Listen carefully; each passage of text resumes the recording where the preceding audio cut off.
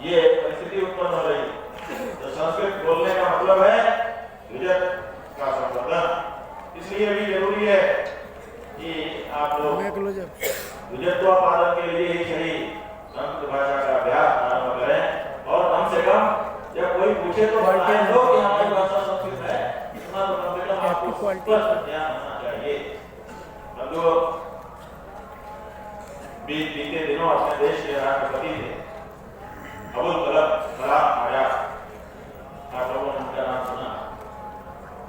राष्ट्रपति रहते हुए वो ईरान गए और ईरान के बांग्लादेश से उनका मिलना हुआ और वहां से मिल करके लौट करके वो आए और उन्होंने कहा कि मैं बहुत दुखी हूँ। आप लोगों ने उनका ये पसंद उनकी बेटी में बड़ा हो। उन्होंने कहा ईरान से लौटने के बाद मैं बहुत दुखी हूँ। लोगों ने पूछा क्या दुख है, वहां कौन सा खतरा आपको?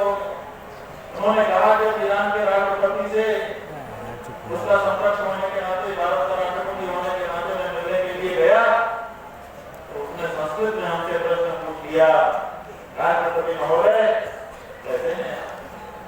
अभी गुजरात ईरान के राष्ट्रपति ने भारत के राष्ट्रपति से संस्कृत में पूछ लिया कैसे हैं? भारत का राष्ट्रपति उसके प्रश्न को भी समझ नहीं पाया। इस बात के लिए मैं डूब गया और लौट करके उन्होंने प्रस्ताव जारी किया कि काश मुझे थोड़ी तो संस्कृत आती होती, कम से कम मैं कह सकता कि मैं संस्कृत पढ़ता हूँ। इतना भी कहना नहीं आया, बल्कि मैं समझाई 3 बार ईरान के राष्ट्रपति ने मुझसे पूछा पहले से तैयार बैठा था। यही बात उसने पढ़ा होगा, उसको जानकारी नहीं होगी, उसके मंत्रियों ने उसको बताया होगा भारत संस्कृत का देश है, भारत का राष्ट्रपति आएगा अगर उसको संस्कृत में आप पूछेंगे तो उसको अच्छा लगेगा। उसको क्या पता या संस्कृत में बोल देंगे तो स्वतंत्र हो जाएगा, भारत उस जगह पे जाकर खड़ा हो जाएगा। अस्तु अबुल कलाम आजाद भारत के राष्ट्रपति रहे, लेकिन उनको ये पछतावा हो गया कि मुझे थोड़ी भी संस्कृत क्यों नहीं आई। कल को आप में से हमारे बच्चे भी यहाँ बैठे, इनमें से पता नहीं कौन क्या बनेगा, कोई पछतावा न रह जाए। इसलिए सबसे पहला काम यही होना चाहिए कि हमको पता हो कि हमारी भाषा कौन सी है। हिंदू होने के नाते हम आपको साथ साथ बताना चाहेंगे। अभी दोनों महाराज श्री ने आपके सामने निरूपण कर दिया कि हिंदू होने के नाते, में सनातनी होने के नाते आपकी भाषा संस्कृत है।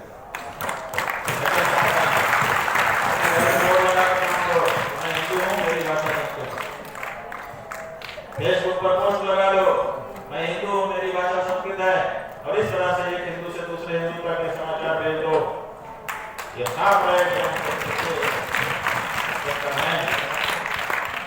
बंधुओं, ये तो एक प्रस्ताव है, इस पर चर्चा हुई। आज सदन ने आशीर्वाद प्राप्त किया। थोड़े हम लोग अलग से चर्चा करते थे, विद्वान विशेषज्ञ सब लोग बोलते थे। आज आपको भरपूर आशीर्वाद परम धर्माधीश के रूप में महाराज श्री का मिल रहा है। ये जो प्रस्ताव दोनों महाराज श्री और आप सबके अभिमत के ग्रुप का तैयार हुआ है, इसमें से बहुत सारे प्रस्ताव वेरी हैं जिनको आप यहाँ बैठ करके पारित कर चुके हैं। आचार्यों के द्वारा उसका आशीर्वाद पूर्वक अनुमोदन किया जा रहा है, इसलिए उनको भी हम पढ़ रहे हैं। और आज का जो विषय है उसके संदर्भ का भी एक लाइन का प्रस्ताव है, उसको भी इसी में सम्मिलित कर दिया गया है। इसलिए अगर ये सब आपके भाव के अनुरूप हों, जैसे कि परंपरा है, पढ़ देने के बाद आप अपने स्थान पर खड़े हो 3 बार हर हर महादेव के नारे के साथ इसको पारित घोषित करें। हम पढ़ रहे हैं। प्रयागराज के महाप्रभु के शुभ अवसर पर सनातन वैदिक हिंदू आर्य धर्म संसद 1008 से निर्गत 3 पूज्यपाद अनंत श्री विभूषित शंकराचार्य का संयुक्त दस्तावेज तिथि और स्थान का आगे है। 1. गाय को माता मानने वाले देश भारत की धरती से गौ हत्या का दंड, तो माता का सम्मान मिलना चाहिए और उनकी हत्या को दंडनीय अपराध घोषित करना चाहिए। साथ ही मतदान करते समय सभी 2. धर्मस्थलों पर धर्माचार्यों का नियंत्रण होना चाहिए। सरकारें वे सभी स्थल धर्माचार्यों के प्रबंधन में सौंपे जिन्हें अधिग्रहित किया गया हो। 3. जो गौहत्या से प्रत्यक्ष या अप्रत्यक्ष किसी भी रूप से जुड़ा हो वह हिंदू नहीं हो सकता, उसे हिंदू धर्म से बहिष्कृत किया जाए। 4. शास्त्रों में वर्णित देवी देवता ही पूजनीय समझे हिंदू, कल्पित देवताओं की पूजा अनुचित है। हर हिंदू को भारत की चिकित्सा पद्धति आयुर्वेद को अपनाना चाहिए। धर्मानुकूल है भारतीय संविधान की मूल भावना, इसी संदर्भ में उसकी व्याख्या हो और वे अंश संशोधित किए जाएं जो विपरीत हो। 7वां, अपने धर्मस्थलों को पुनः प्राप्त करने का प्रयास जारी रखना चाहिए, ऐसा करने से रोकना नहीं। 8वां, धर्म जगत में हो रहे प्रदूषण का निवारण आवश्यक है, हिंदू सावधान। 9वां, पवित्र नदियां विराट पुरुष के शरीर की नाड़ियां हैं, इनकी रक्षा आवश्यक है। 10वां, अपने धार्मिक प्रतीकों को पहचाने और उनकी रक्षा अवश्य करें। 11वां, जीवन में पवित्रता का आग्रह रखें। 12वां, आस्तिक जन शुद्ध जल के सेवन का संकल्प लें। 13वां, विश्व में प्रताड़ित हिंदुओं को भारत की नागरिकता मिले।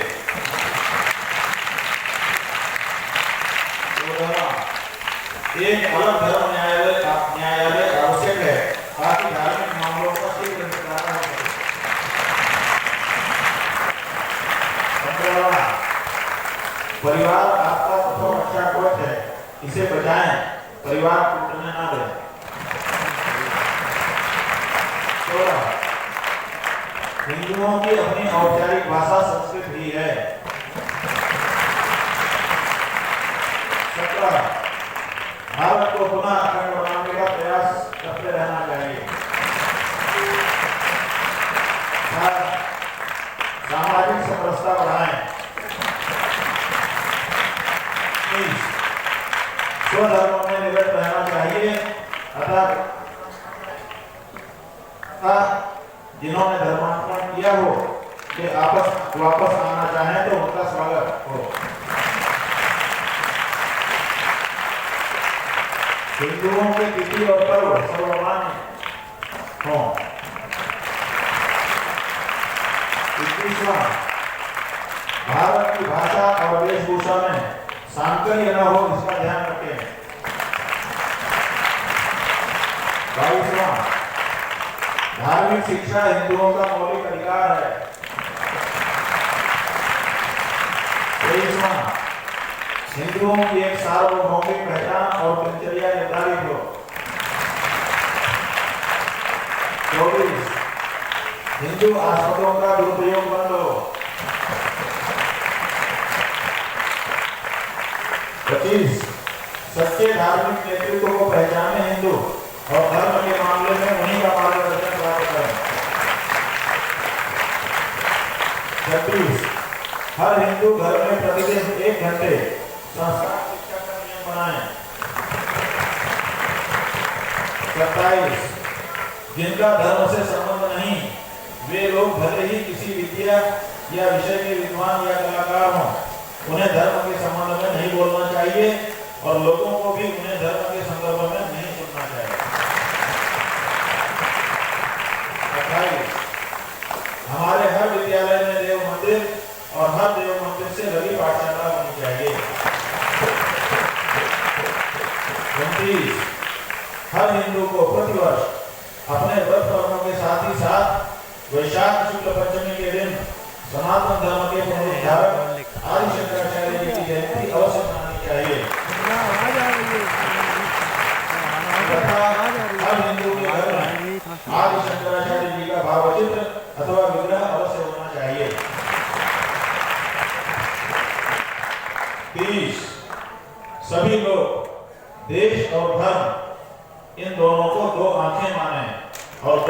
समान तत्परता से रक्षा करें।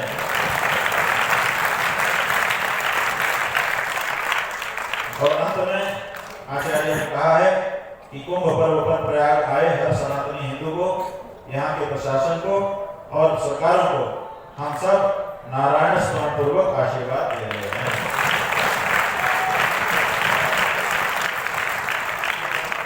ये देश अगर आपकी भावना के रूप है तो अपने स्थान पर खड़े होकर के गगन बेरी 3 बार के